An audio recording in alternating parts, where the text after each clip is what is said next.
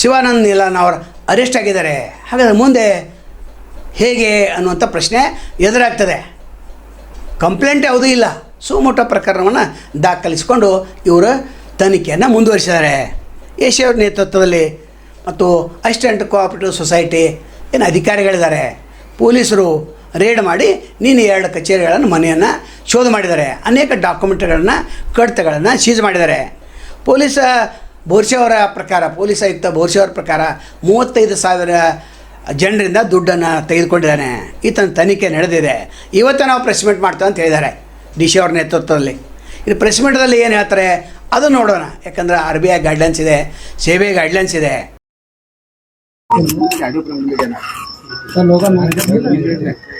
ನಿನ್ನೆ assistant commissioner Shri Shravan Nayak Shivam associates ಬಗ್ಗೆ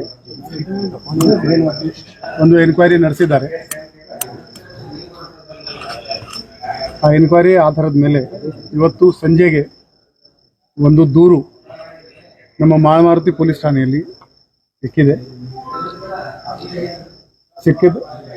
evidence ಆಧಾರದ ಮೇಲೆ ಶಿವಮ್ ಅಸೋಸಿಯೇಟ್ಸ್ದು ಪ್ರೊಪ್ರೈಟರ್ ಅವನಿಗೆ ದಸ್ತಗಿರಿ ಮಾಡಲಾಗಿದೆ, ಸೆಕ್ಯೂರ್ ಮಾಡಲಾಗಿದೆ. ಬಾಕಿ ಪ್ರೊಸೆಸ್ ಕಂಪ್ಲೀಟ್ ಮಾಡ್ತಾ ಇದೆ. ಈಗ ನಮ್ಮ ಅಧಿಕಾರಿ ಇಂಟ್ರಾಗೇಷನ್ ಮಾಡ್ತಾರೆ. ಪ್ರಿಲಿಮಿನರಿ ಎಸ್ಟಿಮೇಟ್ನಲ್ಲಿ 35,000 ಜನರಿಂದ ದುಡ್ಡು ತಗೊಂಡಿದ್ದಾನೆ. ಈಗ ನಾಳೆ ಸೀಸರ್ನಲ್ಲಿ ಏನೇನು ಸಿಗುತ್ತೆ ಅದು ಅನಾಲಿಸಿಸ್ ಮಾಡಿದ ಮೇಲೆ ಮುಂದಿನ ಕ್ರಮ ಜರುಗಿಸಲಾಗುತ್ತೆ. ಸರ್, ಈಗ ಸರ್ ಯಾವ ಆಕ್ಟ್ ಕೇಸ್ ದಾಖಲಾಗಿದೆ ಸರ್? ಬರ್ಡ್ಸ್ ಆಕ್ಟ್ ಮತ್ತು ಬರ್ಡ್ಸ್ ಮತ್ತು KP ಆಕ್ಟ್ ದಾಖಲಾಗಿದೆ ಅಥವಾ ಯಾವ ಆಕ್ಟ್? ಈ ಕೇಸ್ KPID ಆಕ್ಟ್ ಸೆಕ್ಷನ್ ಮತ್ತು ಬರ್ಡ್ಸ್ ಆಕ್ಟ್ ಸೆಕ್ಷನ್ ಪ್ರಕಾರ ಎಷ್ಟು ಜನರಿಗೆ ಏನಿದೆ ಸರ್? ಮೇನ್ ಓನರ್ ಮತ್ತು ಅವನದು ಸಹಕಾರಿಗಳು ಯಾರು ಕೊಟ್ಟಿದ್ದು? ಎಷ್ಟು ಬಾಕಿ ಈ ವಿಚಾರದಲ್ಲಿ ನಾಳೆ DC ಮತ್ತು ನಾನು ಒಂದು ಪ್ರೆಸ್ ಬೇಕು. ದೂರ ಯಾರು ಕೊಟ್ಟಿರುವಂತ? ನಮ್ಮ ಅಸಿಸ್ಟೆಂಟ್ ರಿಜಿಸ್ಟ್ರಾರ್ ಕೋಆಪರೇಟಿವ್ ಸರ್. ಸರಿ, ತಾವು ವಿಚಾರಣೆ ಮಾಡಿದ್ರ ಈ ವಿಚಾರದಲ್ಲಿ ನಾಳೆ ಒಂದು ಪ್ರೆಸ್ ಬೇಕು. ಯಾಕಂದ್ರೆ ಈ ಕೆಲಸ DC, ಜಿಲ್ಲಾಡಳಿತ, ಪೊಲೀಸ್ ಇಲಾಖೆ, ರೆವಿನ್ಯೂ ಇಲಾಖೆ ಎಲ್ಲ ಸೇರ್ಕೊಂಡು ನಾವು ಮಾಡಿದೀವಿ. ಇದರ ಬಗ್ಗೆ ನಾಳೆ ನಾವು ಈಗ ಸಾಕಷ್ಟು ದಾಖಲಾತಿಯಲ್ಲಿ ಕಚೇರಿನಲ್ಲಿ ಇದೆ, ಸೀಲ್ಡ್ ಮಾಡಲಾಗಿದೆ. ಈಗ ಇವರದು ಎನ್ಕ್ವೈರಿ ಮಾಡಿಕೊಂಡು ಏನೇನು ಎಲ್ಲೆಲ್ಲಿ ಇಟ್ಟಿದ್ದಾನೆ ಅದು ಪ್ರಕಾರ ಅವನ ಹೇಳಿಕೆ ಪ್ರಕಾರ ಮುಂದೆ ನಾಳೆ ಸೀಸರ್ ಮಾಡ್ತೀವಿ. ಸರ್, ಈಗ ಒಬ್ಬರಲ್ಲ ಇಬ್ಬರಲ್ಲ 35,000 ಜನರ ಠೇವಣಿ ಹಣ ಇದೆ.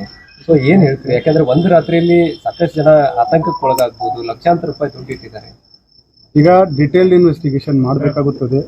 ರೈಟ್ ನಾವು 30,000 ಫಿಗರ್ ಕೂಡ ಎಷ್ಟು ಕರೆಕ್ಟ್ ಇದೆ ಅದು ನೋಡಬೇಕು ನಾವು. ಅದು ಎಲ್ಲ ವಿವರವಾದ ಅನಾಲಿಸಿಸ್ ಮಾಡಿದ ಮೇಲೆನೆ ಎಷ್ಟು ಜನ ಎಷ್ಟು ದುಡ್ಡಿದೆ ಅದು ಎಲ್ಲ ಮಾಹಿತಿ ಸಿಗುತ್ತೆ. ನಾಳೆ ಮಾನ್ಯ DC ಅವರ ಜೊತೆಗೆ ನಾವೊಂದು ಬೆಳಿಗ್ಗೆ ಒಂದು ಪ್ರೆಸ್ ಕಾನ್ಫರೆನ್ಸ್ ಎಲ್ಲ ಕಚೇರಿ ಮೇಲೆ ದಾಳಿ ಆಗಿತ್ತು ಅಥವಾ ಒಂದೇ ಕಚೇರಿ ಮೇಲೆ ದಾಳಿ ಆಗಿತ್ತು ಅಂತ? 2 ಕಚೇರಿ ಮೇಲೆ. ಅಲ್ಲ, ಹುಕ್ಕೇರಿಯಲ್ಲೂ ಅವರು ಕಚೇರಿ ಇದೆ, ಅವ್ರ ಮನೆಗಳು ಇದಾವೆ, ದಾಳಿ ಎಲ್ಲ ಕಡೆ ಎಷ್ಟೇ ಆಯ್ತು ಅಂತಂದ್ರೆ ನಮ್ಗೆ ಎಷ್ಟು ಮಾಹಿತಿ ಇದೆ ಅದರ ಪ್ರಕಾರ ಕ್ರಮ ಜರುಗಿಸಲಾಗಿದೆ. ಕೇಳು ಬಂದಿದೆ ಅಂತ ಬೇರೆ ವಿಚಾರ ಇರುತ್ತೆ. ಪಕ್ಕಾ ಇನ್ಫಾರ್ಮೇಶನ್ ಮಹಾರಾಷ್ಟ್ರದಲ್ಲಿ ಇದೆ ಅಂತ ನಾವು ಕೇಳಿದ್ಮೇಲೆ ಒಂದು ಅಡ್ರೆಸ್ ಇಲ್ಲ, ಪುಣೆನಲ್ಲಿ ಕಚೇರಿ ಇದೆ ನಾವು ಚೆಕ್ ಮಾಡಿದ್ಮೇಲೆ ಒಂದು ಅಡ್ರೆಸ್ ಇಲ್ಲ. ಸೊ ಹೇಳಿಕೆ ಮೇಲೆ ಕೆಲಸ ಮಾಡೋಕ್ಕೆ ಆಗಲ್ಲ. ಏನೇನು ಮಾಹಿತಿ ಬರ್ತಾ ಇದೆ ಸಿಗ್ತಾ ಇದೆ ಅದರ ಮೇಲೆ ಕ್ರಮ. ರಾಜ್ಕುಮಾರ್ ಟೋಪನವರು ಅದನ್ನೇ ಹೇಳಿದರು. ಇದು ಎಲ್ಲವನ್ನು ಮೀರಿ ಇವರು ವಶೀಲಿಯನ್ನು ಮಾಡ್ತಾಯಿದ್ದಾರೆ. ನಂತರ ಬಡ್ಡಿ ಹಣದಲ್ಲಿ ಅಥವಾ ಸಾರ್ವಜನಿಕರ ಹಣದಲ್ಲಿ ಅದನ್ನು ಶೇರ್ ಮಾರ್ಕೆಟ್ದಲ್ಲಿ ಹಾಕಲಿಕ್ಕೆ ಬರೋದಿಲ್ಲ. ಅದಕ್ಕೆ ಕೆಲವೊಂದು ಅನುಮತಿಗಳು ಬೇಕಾಗ್ತವೆ. ನಂತರ ಇವರೇನೋ ಒಂದು ಆ್ಯಪ್ ತೆಗೆದಿದ್ದಾರೆ. ಆ್ಯಪ್ ಮೂಲಕ ಇವರು ಹಣವನ್ನು ಸಂಗ್ರಹಿಸ್ತಾಯಿದ್ರು. ಮಾಳಮಾರುತಿ ಪೊಲೀಸ್ ಸ್ಟೇಷನ್ದವರು ತನಿಖೆಯನ್ನು ಮಾಡ್ತಾಯಿದ್ದಾರೆ. ಅದರ ಯಾವ ಸೆಕ್ಷನ್ ಅಡಿಯಲ್ಲಿ ತನಿಖೆ ಮಾಡ್ತಂತ ಇವತ್ತು ಹೇಳ್ತಾರೆ. ನಂತರ ಅರೆಸ್ಟ್ ಕೂಡ ಆತನ ಒಬ್ಬನಲ್ಲ, ಇನ್ನೂ ಸಹಚರರ ಮೇಲೆ ನಾವು ಅರೆಸ್ಟ್ ಮಾಡ್ತೀವಿ ಅಂತ ಹೇಳಿದ್ದಾರೆ. ಸಹಚರರು ಯಾರು ಅನ್ನೋದು ಇವತ್ತಿನ ಪ್ರೆಸ್ ಮೀಟಲ್ಲಿ ಗೊತ್ತಾಗ್ತದೆ. ಒಟ್ಟಾರೆ ಪೂನಾದಲ್ಲಿ ನಾವು ಚೆಕ್ ಮಾಡಿದ್ದೇವೆ, ಇಲ್ಲಿ ಆಫೀಸ್ ಇಲ್ಲ. ಕೊಲ್ಲಾಪುರಲ್ಲಿ ಚೆಕ್ ಮಾಡಿದ್ದೇವೆ, ಆಫೀಸ್ ಇಲ್ಲ. ಕೇವಲ ಒಂದೇ ಒಂದು ಆಫೀಸ್ ಇದೆ, ಅದನ್ನು ನಾವು ಸೀಜ್ ಮಾಡಿದೆ ಅಂತ ಹೇಳಿದ್ದಾರೆ. ಆದರೆ ಈ ಪ್ರಕರಣ ಇಲ್ಲಿಗೆ ಮುಗಿಯುವಂಥ ಸಾಧ್ಯತೆ ಇಲ್ಲ. ಯಾಕಂದರೆ ಇದು ಕೋಟ್ಯಾಂತರ ರೂಪಾಯಿ ಹಗರಣ. ಇದು ಮುಂದುವರಿಲೇಬೇಕು. ಹಾಗಾದರೆ ಈಗ ತನಿಖೆ ಮಾಡುವಂಥ ಅಧಿಕಾರಿಗಳಿಂದ ಸಾಧ್ಯ ಇದೆಯಾ? ಇಲ್ಲವೇ ಇಲ್ಲ. ಯಾಕಂದ್ರೆ ನಾವು ಹಿಂದೆ ಸಂಜೆ ತೆಂಗಿನಕಾಯಿ ಪ್ರಕಾರ ನೋಡಿದ್ದೇವೆ, ನಂತರ ಜಪಾನ್ ಲ್ಯಾಬ್ ಬೆಟ್ಟದ್ದು ನೋಡಿದ್ದೇವೆ, ನಂತರ ಇಜಿ ಡೈಲ ನೆಹರು ನಗರದಲ್ಲಿತ್ತಲ್ಲ ಅದು ಕೂಡ ಓಡಿ ಹೋಗಿದ್ದಾನೆ. ಅದು ಕೂಡ ಓಡಿ ಹೋಗಿದ್ದಾನೆ ಅಂತಿದೆ APMC ಪೊಲೀಸ್ ಠಾಣೆಯಲ್ಲಿ. ಅವನು ಕೂಡ 10,000 ಕೋಟಿ ಹಣವನ್ನು ಕೇವಲ 3 ತಿಂಗಳ ಗಳಿಸಿದ್ದ. ಇವರು 10 ವರ್ಷದಿಂದ ಇವರೇನೋ ಹೂಡಿಕೆಯನ್ನು ಮಾಡ್ತಾಯಿದ್ರು. ಮೊದಲು KD ದೇಶಪಾಂಡೆ ಒಂದು ಹಾಸ್ಪಿಟಲ್ನಲ್ಲಿ ಪ್ಯೂನ್ ಇದ್ದರು, ನಂತರ ಐಸ್ ಕ್ರೀಮ್ ಮಾಡ್ತಿದ್ರು, ಐಸ್ ಕ್ರೀಮ್ ಫ್ಯಾಕ್ಟ್ರಿ ಹಾಕಿದ್ರು, ನಂತರ ಓಂ ಶಿವಮ್ ಅಸೋಸಿಯೇಟ್ಸ್ ಇದನ್ನು ಅವರು 2012ರಲ್ಲಿ ಪ್ರಾರಂಭ ಮಾಡಿದ್ದಾರೆ. ಅಲ್ಲಿಂದ ಇಲ್ಲಿವರೆಗೆ ಅವರು ಕೋಟ್ಯಾಂತರ ಹಣವನ್ನು ಸಂಗ್ರಹ ಮಾಡಿದ್ದಾರೆ. ಅದು ಕೂಡ ಒಂದು ಆ್ಯಪ್ ಮೂಲಕ, ಅಕ್ಯುಮೇನ್ ಆ್ಯಪ್ ಮೂಲಕ ಅಭಿವೃದ್ಧಿಪಡಿಸಿ ಅದರ ಮುಖ ಹಣವನ್ನು ಸಂಗ್ರಹಿಸಿದ್ದಾರೆ. ಇನ್ನು ನಿಲ್ಲನ್ ಅವ್ರ ಬಗ್ಗೆ ಹೇಳಬೇಕಾದ್ರೆ ಧೈರ್ಯಶಾಲಿ, ಅದು ಒಪ್ಪಂಥ ಮಾತು, ಯಾರಿಗೂ ಅನ್ಸೋದಿಲ್ಲ, ಅದು ಒಪ್ಪಂಥ ಮಾತು. ಯಾಕಂದ್ರೆ ರೇಡ್ ಆದರೆ ಏನೂ ಆಗಿಲ್ಲ ಅಂತ ರೀತಿಯಲ್ಲೇ ಇದ್ದರು. ಮತ್ತು ಯಾರ ಹಣನೂ ಮುನಿಸಿಲ್ಲ ಅವರು, ಅದು ನಾವು ಹೊಗಳಬೇಕಲ್ಲ. ಎಲ್ಲೆಲ್ಲೋ ದುಡ್ಡು ತೆಗೆದುಕೊಂಡು ಓಡಿ ಹೋಗಿದ್ದಾರೆ, ಇವರು ಓಡೇನೂ ಹೋಗಿಲ್ಲ, ಮತ್ತು ತಕರಾರು ಯಾವುದೂ ಇಲ್ಲ, ಸುಮೋಟೋ ಪ್ರಕರಣ ದಾಖಲೆ ಮಾಡ್ಕೊಂಡಿದ್ದಾರೆ. ಆದರೆ ಇಲ್ಲಿವರೆಗೆ ಒಬ್ಬ ಕಂಪ್ಲೇಂಟ್ ಕೊಟ್ಟಿಲ್ಲ. ಅಂದರೆ 35,000 ಜನರಿಗೆ ಇವರು ಬೇಕಾಗಿದ್ದಾರೆ ಅಂತಲೇ ಅರ್ಥ. ಅವ್ರ ಹಣ ಯಾವ ರೀತಿ ಬೇಗ ಮರಳಿ ಕೊಡ್ತಾರೆ ಅದನ್ನು ನೋಡಬೇಕು. ಕಾನೂನಿನ ಅನೇಕ ಆಯಾಮಗಳಿರ್ತವೆ, ಅವ್ರಿಗೆ ಆದಂಥ ವಕೀಲರಿರ್ತಾರೆ, ಅವರೊಂದು ಧ್ವನಿ ಸುರುಳಿ ಮಾಡಿದ್ದಾರೆ. ಏನು ಅಂಜೋ ಆಗತ್ತಿಲ್ಲ, 2-3 ಆರಾಮಾಗಿ ಸಹಜ ಸ್ಥಿತಿಗೆ ಮತ್ತೆ ಬರ್ತಿದೆ ಅಂತ ಹೇಳಿದ್ದಾರೆ. जय शिवम एसोसिएट्स, ओम नमः शिवाय. I love you all my dear associates, Shivam family. आप सब लोग अच्छे करके समझता हूँ. मेरा मोबाइल बंद है तो मैं घर पे हूँ विथ सिक्योरिटी. आराम, हम बीवी और मैं घर पे आराम है और कोई भी टेंशन लेने का ज़रूरत नहीं. पहले कैसा था वैसे ही रहेगा 2-3 दिन के बाद. ओके, 2-3 दिन का काम है, सब निपट लेता हूँ और कोई भी टेंशन लेने का ज़रूरत नहीं. सब लोग ठीक ठाक रहो. सभी एसोसिएट्स का कॉन्फिडेंस में ले लो, किसी को वीक मत होने दो और पैनिक होने मत दे दो. ओके, मैं हूँ ना, सब संभालूंगा और कोई भी टेंशन लेने का ज़रूरत नहीं है. और लेडीज़ को भी बोलता हूँ, स्पेशली लेडीज़ भी हिम्मत नहीं हारने का. आप सब लोग आराम रहो मेरे प्यारे सिस्टर्स. कुछ नहीं होने वाला है. 2-3 दिन में सब कुछ पहले कैसा था वैसा ही ठीक ठाक होने वाला है. कैसा चलते आ रहा है उससे बढ़िया चलते आएगा. अभी आने वाले दिन में इससे अच्छा चलाएंगे. ओके, हम पूरा फैमिली को संभालेंगे. आप लोग नेचर लेवल में सभी लोगों का ख्याल रखो. कोई भी पैनिक होता है तो किसी को टेंशन लेने का ज़रूरत नहीं है. कुछ नहीं होने वाला है. आराम रहने के लिए बता दो. आप लोग भी आराम रहो, खुश रहो, मस्त रहो, तंदुरुस्त रहो. मैं घर पे हूँ, आराम हूँ. वाइफ के साथ में ब्रेकफास्ट किया हूँ, बाद में खाना खाऊंगा, रात को भी खाना खा के सो जाऊंगा. कोई भी टेंशन नहीं है. ओके, आप सब लोग आराम रहो, मस्त रहो, खुश रहो. नीचे लेवल में सभी लोगों का सबका ख्याल रखो. ओके, जय शिवम एसोसिएट्स, ओम नमः शिवाय. I love you all. ಒಟ್ಟಾರೆ ಈ ಪ್ರಕರಣ ದೊಡ್ಡ ಮಟ್ಟದ ತನಿಖೆ ನಡೆದರೆ ಮಾತ್ರ ಹೊರಗೆ ಬೀಳುವಂಥ ಸಾಧ್ಯತೆ ಹೆಚ್ಚಿದೆ. ಇಲ್ಲದ್ರೆ ಇಲ್ಲೇ ಸ್ಥಳೀಯ ಮಟ್ಟದಲ್ಲಿ ಮುಚ್ಚುವಂಥ ಸಾಧ್ಯತೆ ಕೂಡ ಅಲ್ಲಗಳೆಯುವಂತಿಲ್ಲ.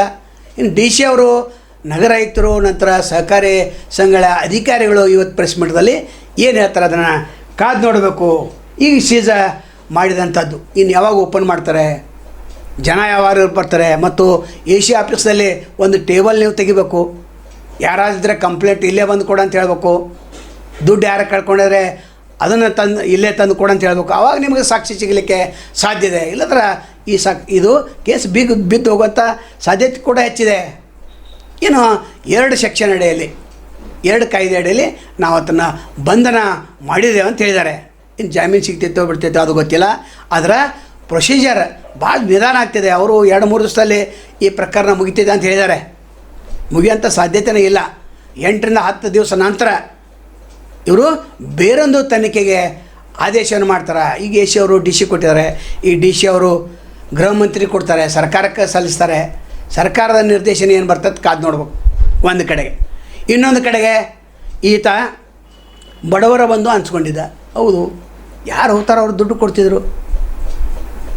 ಅದು ಅಲ್ಲದೆ ದಾನಿ ಕೂಡ ಆಗಿದ್ದರು. ಯಾರು ಹೇಳ್ತಾರೆ ಅಷ್ಟು? ಈ ಪ್ರಥಮವಾಗಿ ವರದಿ ಮಾಡಿದವ್ರು ನಾವೇ. ಸದಾನಂದ ಬಾಬನೆ ಏನು ಫೇಸ್ಬುಕ್ದಲ್ಲಿ ಏನಿದೆ, ಯೂಟ್ಯೂಬ್ದಲ್ಲಿ ಫಸ್ಟ್ ಪ್ರಥಮವಾಗಿ ವರದಿ ಮಾಡಿದ ನಾವೇ. ನಂತರ ಇನ್ನೊಂದು ವಾಹಿನಿಯವರು ಪ್ರಸಾರವನ್ನು ಮಾಡಿದರು. ಅದಕ್ಕೆ ಅವರಿಗೂ ಕೂಡ ಧನ್ಯವಾದಗಳನ್ನು ನಾವು ಅರ್ಪಣೆ ಮಾಡಲೇಬೇಕು. ಯಾಕಂದರೆ ಇದು ಸಾಮಾಜಿಕ ಕಳಕಳಿ ವರದಿ. ಆದರೆ ಇವರು ಸಿಕ್ಕ ನಂತರ ಏನು ನಡ್ಕೊಂಡಂಥ ರೀತಿ ಅತ್ಯಂತ ಧೈರ್ಯವಂತ ರೀತಿ, ನೀವು ಏನೂ ಆಗೋದಿಲ್ಲ, 2-3 ದಿವಸದಲ್ಲಿ ಸಹಜ ಸ್ಥಿತಿಗೆ ಬರ್ತಿದೆ ಅಂತ ಹೇಳಿದ್ದಾರೆ.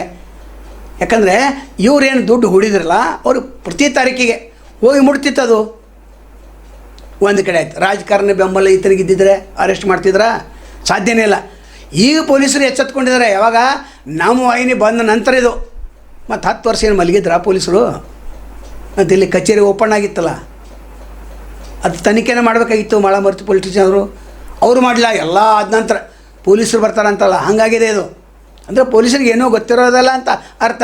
ಈಜಿ ಡೈಲ ಅದು ಈಜಿಯಾಗಿ 10,000 ಕೋಟಿ ತೆಗೆದುಕೊಂಡು ಹೋಗಿಬಿಟ್ಟ. ಈತನ ಹಿಂದೆ ಮಂತ್ರಿಗಳಿದ್ದಿದ್ರೆ ಬಚಾವ್ ಆಗ್ತಿದ್ರು. ಯಾಕಂದ್ರೆ ಮೈಕ್ರೋ ಫೈನಾನ್ಸ್ ಅಲ್ಲಿ ಬಚಾವ್ ಆಗಲಿಲ್ಲ. 100 ಕೋಟಿ ಇಲ್ಲಿ ಬೆಳಗಾವಿ ಏನೊಂದು ಕ್ಷೇತ್ರ ಇದೆ, ಉಸ್ತುವಾರಿ ಸಚಿವರ ಕ್ಷೇತ್ರ ಇದೆ, ಕರ್ಮಡಿ, ಅಲ್ಲಿ 3-4 ಜನ ಅವರು ಕೂಡ ಬಡ್ಡಿ ಮಾಡ್ತಿದ್ರು. ಅವರು ಕೂಡ ಬಚಾವಾಗಿದ್ದಾರೆ. ಶಿಕ್ಷೆ ಪ್ರಮಾಣ ಇಲ್ಲ. ಒಬ್ಬನಕ ಓಡೋಗಿದ್ದಾನೆ, ಸಂಜೀವ್ ನಾಯ್ಕ ಅಂತೇಳಿ, ಸಂಜೀವ್ ಸಿದ್ದರಾಯ ನಾಯ್ಕ, ಇನ್ನೂ ಆತನ ಹಿಡಿದಿಲ್ಲ. ಅಂದರೆ ಯಾರು ಸಚಿವರ ಬೆಂಬಲಿದೆ ಅವ್ರನ್ನೂ ಹಿಡಿಯೋಂಗಿಲ್ಲ, ಮಂತ್ರಿಗಳ ಬೆಂಬಲ ಹಿಡಿಯೋದಿಲ್ಲ.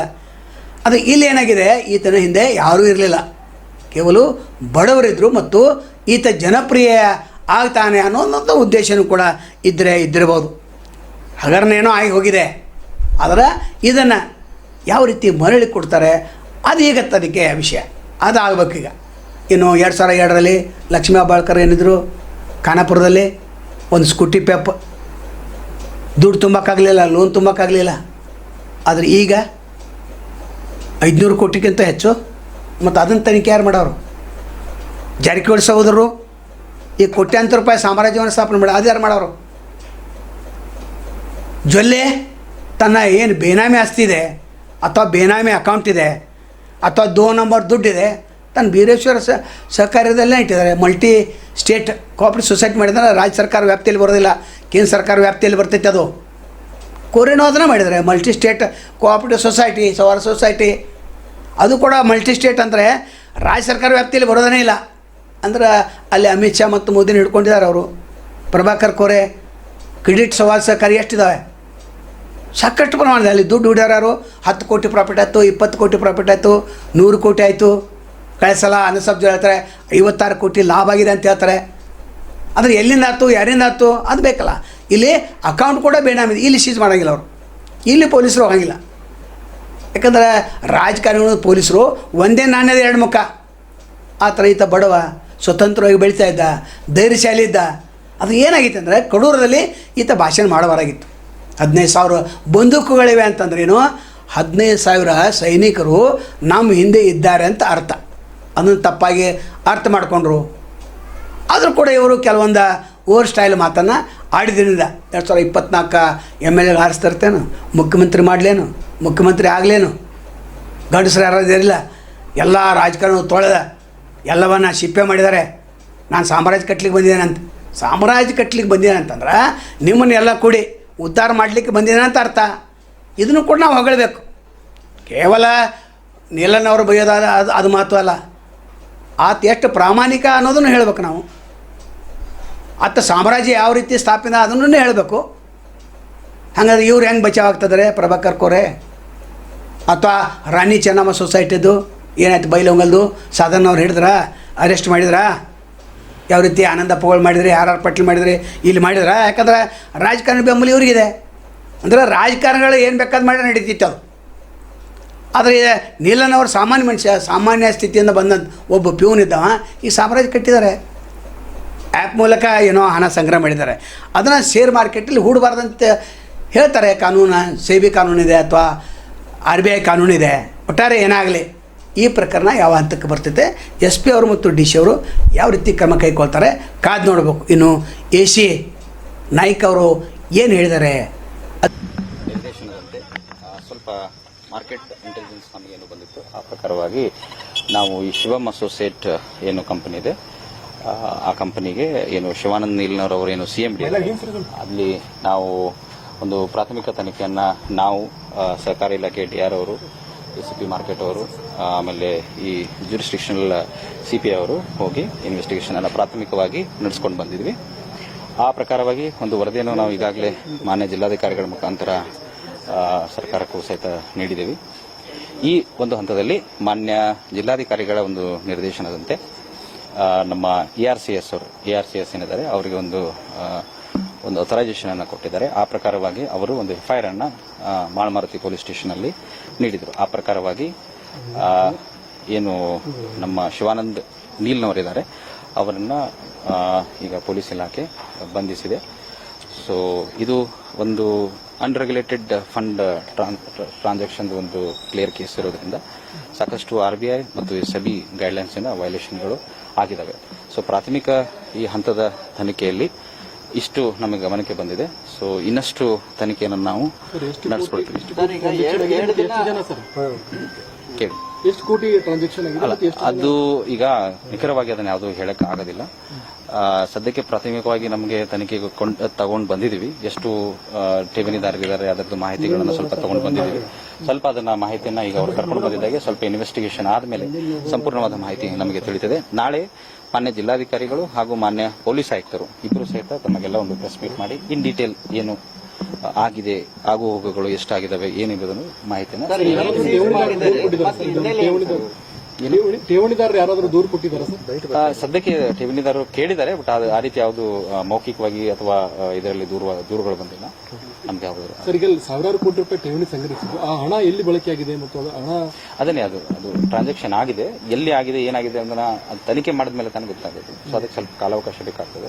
ತನಿಖೆ ಮಾಡಿದ್ಮೇಲೆ ನಾವು ಅದನ್ನು ವಿವರವಾಗಿ ಮಾನ್ಯ ಜಿಲ್ಲಾಧಿಕಾರಿಗಳು ನಾಳೆ ತಮಗೆ ವಿವರವಾಗಿ ನೀಡುತ್ತೇವೆ. ಇನ್ನೂ 2 ಕಂಪನಿಗಳಿವೆ ಬೆಳಗಾವದಲ್ಲಿ, ಅದನ್ನು ಕೂಡ ಇನ್ನೆರಡು ದಿವಸದಲ್ಲಿ ಹೇಳ್ತೇವೆ. ಸಿಟಿ ಇಂಡೆಕ್ಸ್ ಅಪೆಕ್ಸ್ ಅಂತ. ಇದನ್ನು ಈಗಲೇ ತನಿಖೆ ಮಾಡ್ಬೋದಲ್ಲ ವರ್ಷ ಅವರು. ಕಂಪ್ಲೇಂಟ್ ಬಂದ ನಂತರ ಎಲ್ಲ ಲೂಟಿ ಆದ ನಂತರ ಸಂಶಯ ಇದೆ, ಸಾರ್ವಜನಿಕ ಸಂಶಯ ಇದೆ, ಆರೋಪ ಇದೆ. ಅದು ಅಲ್ಲದೆ ಇದ್ರ ಬಗ್ಗೆನೂ ಗಮನ ಹರಿಸಬೇಕು. ಇನ್ನೊಂದು ಕಂಪ್ನಿ ಅಂದರೆ ಆದಿತ್ಯರಾಜ್ ಕ್ಯಾಪಿಟಲ್ 5% ಇದೆ, ಶಿವಮೊಗ್ಗದು 3.5. ಇಲ್ಲಿ ಆದಿತ್ಯರಾಜ್ ಕ್ಯಾಪಿಟಲ್ 60% ಆಗ್ತಿತ್ತು ಅದು ವರ್ಷಕ್ಕೆ. ಇಂಥ ಬೋಗಸ್ ಕಂಪ್ನಿಗಳಿಂದ ನೀವು ದೂರ ಇರಬೇಕಂತ ಸಾರ್ವಜನಿಕರು ಕೇಳ್ಕೊತಾ ಇದ್ದಾರೆ. ಆದರೆ ಇವೆರಡು ಯಾವುದು ಸಿಟಿ ಇಂಡೆಕ್ಸ್ ಅಪೆಕ್ಸಾ ಮತ್ತು ಆದಿತ್ಯರಾಜ್ ಕ್ಯಾಪಿಟಲ್ಸ ಅಲ್ಲಿ ಬಗ್ಗೆ ತಾವು ಸ್ವಲ್ಪ ಎಚ್ಚರಿಕೆಯಿಂದ ಹಣವನ್ನು ಹೂಡಬೇಕು. ಇದನ್ನು ಕೂಡ ಪೊಲೀಸ್ ಅಧಿಕಾರಿಗಳು ತನಿಖೆಗೆ ಒಳಪಡಿಸ್ಬೇಕಂತ ಕೇಳ್ಕೊತೀವಿ. ಈಗ ರಾಜ್ಕುಮಾರ್ ಟೋಪನ್ ಅವರು ಕೂಡ ಇದ್ರ ಬಗ್ಗೆ ಸಂಕ್ಷಿಪ್ತವಾಗಿ ಏನು ಹೇಳಿದರೆ ಅದನ್ನು ಕೇಳಿಸ್ಕೊಳ್ಳೋಣ. ಅದನ್ನ ಕಣ್ಣಿಡಿದು ಆಕ್ಷನ್ ತಗೊಂಡಿದ್ದಾರೆ, ಅದು ನಾನು ಸ್ವಾಗತ ಮಾಡ್ತೇನೆ. ಆಮೇಲೆ ನನ್ನ ಗಣಿತ ಈಗ ಇನ್ವೆಸ್ಟಿಗೇಷನ್ ಸರಿಯಾಗಿ ನಡೀತಾ ಇದೆ. ಆಮೇಲೆ ಅಂದ್ರೂ ನಾವು ರಾಜ್ಯ ಸರ್ಕಾರಕ್ಕೆ ಮನವಿ ಮಾಡ್ಕೋತೀವಿ, ಒಂದು ಉನ್ನತ ಮಟ್ಟದ ಇನ್ವೆಸ್ಟಿಗೇಷನ್ ಆಗಬೇಕು. ಮತ್ತೆಲ್ಲ ಏನು ನಾ ಭಾಳಷ್ಟು ಎಕ್ಸ್ ಸರ್ವಿಸ್ ಬಂದಿ ಮಾತಾಡೇನ್ರಿ, ಅವರೆಲ್ಲರೂ ಹೆದರಿ ಅವರು ಇವನ್ ಕಂಪ್ಲೇಂಟ್ ಮಾಡಕ್ಕೂ ಹಿಂದೆ ಮುಂದೆ ಸೇರತ್ತಾರ. ಖರೆ ಡಿಸ್ಟ್ರಿಕ್ಟ್ ಅಡ್ಮಿನಿಸ್ಟ್ರೇಷನ್ ತಾವಾಗೆ ಒಂದು ಲೀಗಲ್ ಸ್ಟೆಪ್ ತಗೊಂಡು ಆಕ್ಷನ್ ಮಾಡ್ತಾ ಇದ್ದಾರೆ. ಒಮ್ಮೆ ನನ್ನ ಕೇಸ್ ರಿಜಿಸ್ಟರ್ ಆದ್ಮೇಲೆ ಆಟೋಮೆಟಿಕ್ಲಿ ಎಲ್ಲ ಇನ್ವೆಸ್ಟರ್ಸ್ನು ಲೈನ್ ಹತ್ತಿ ಆಮೇಲೆ ಕಂಪ್ಲೇಂಟ್ ಮಾಡ್ತಾರೆ. ನಾನು ಇನ್ನೊಂದು ಸಾರ್ವಜನಿಕ ಮನವಿ ಮಾಡ್ತೀನಿ, ದಯಮಾಡಿ ಇಂಥ ಪಾಂಜಿ ಸ್ಕೀಮ್ಸ್ನಾಗ ದುಡ್ಡು ಹಾಕಬೇಡ್ರಿ. ಯಾವ ನಿಜವಾದ ಇವು ಇನ್ವೆಸ್ಟ್ಮೆಂಟ್ಸ್ ಇರ್ತಾವಲ್ಲ ಅಷ್ಟು ಹೈ ರೇಟ್ ಆಫ್ ಇಂಟ್ರೆಸ್ಟ್ ಕೊಡಲ್ಲ. ಆಮೇಲೆ ಇದ್ರ ಜೊತೆಗೆ ನಾನು ಇನ್ನೊಂದು ತಮ್ಮ ಚಾನಲ್ ಮುಖಾಂತರ ಹೇಳಕ್ ಇಚ್ಛೆ ಪಡ್ತೀನಿ. ಅಂದ್ರೆ ಬೆಳಗಾವಿಯಲ್ಲಿ ಸಿಟಿ ಇಂಡೆಕ್ಸ್ ಮತ್ತು ಆದಿತ್ಯ ರಾಜ್ ಕ್ಯಾಪಿಟಲ್ ಇವು ಎರಡು ಕಂಪನಿಗಳು ಅದ್ರ ಮೇಲೇನು ಜಿಲ್ಲಾಡಳಿತ ತನಿಖೆ ಮಾಡಿಕೊಂಡ ಅಲ್ಲಿ ಒಂದು ಸೇಮ್ ತರ ಅವರು ಸ್ಕೀಮ್ ನಡೆಸ್ತಾ ಇದ್ದಾರೆ. ಆದಿತ್ಯ ರಾಜ್ ಕ್ಯಾಪಿಟಲ್ 5% ಇಂಟ್ರೆಸ್ಟ್ ಕೊಡ್ತಾ ಇದ್ದಾರೆ, ಇವರು 3.5. ಇವರು ಶಿವ ವೆಬ್ಸೈಟ್ಸ್. ಆದಿತ್ಯ ರಾಜ್ ಅವರು 5% ಅಂದ್ರೆ ಒಂದು ವರ್ಷಕ್ಕೆ 60% ಆಗುತ್ತೆ. ಸೊ ಇವೆಲ್ಲ ಬೋಗಸ್ ಸ್ಕೀಮ್ಸ್. ಸಾರ್ವಜನಿಕರು ಸ್ವಲ್ಪ ಇದ್ರ ಬಗ್ಗೆ ಎಚ್ಚರಿಕೆಯಿಂದ ಇರಬೇಕು. Thank you.